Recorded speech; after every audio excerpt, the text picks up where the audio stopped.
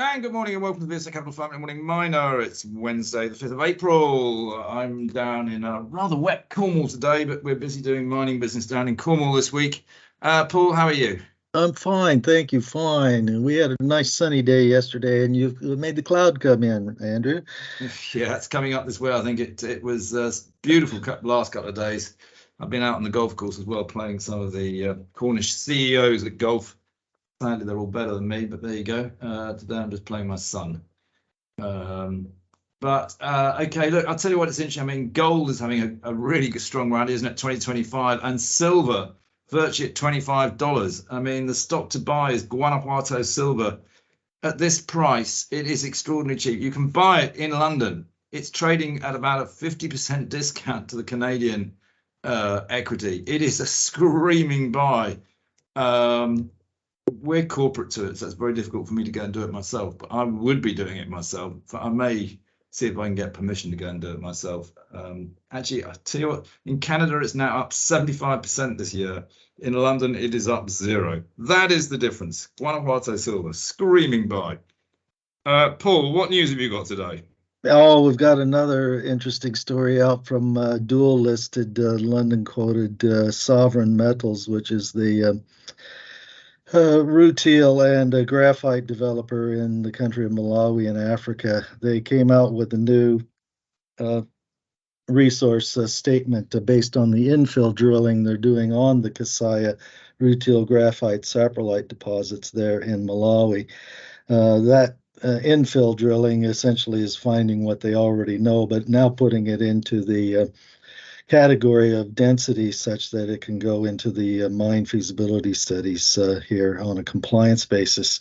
It is confirmed now to be, or it was indicated to be, but now it's confirmed it is the largest rutile deposit in the world, and it is the second largest graphite deposit in the world as well. It's in the indicated category 1.2 billion tons at 1% rutile and 1.5% graphite, which is an increase of 80%. And the total resources now, including inferred so far, is 1.8 billion tons, and they haven't otherwise found the limits of the deposit. Well, that's pretty exciting. Yes, it is, I'd have to say. Not sure the market's as excited, but there we go. What else you got for us, Paul? We have the ASX listed gold producer in West Africa called West African Resources. They've substantially increased their gold reserves for their Kiaka gold mine in Burkina Faso. They've increased the total resources by 1 million ounces to 12.6 million ounces after the latest year's mining depletion. But the big number is the ore reserves have now been increased by almost 200% to 6.4 million ounces net of depletion. So that is a huge, huge increase in mine life to be anticipated there at Kiaka.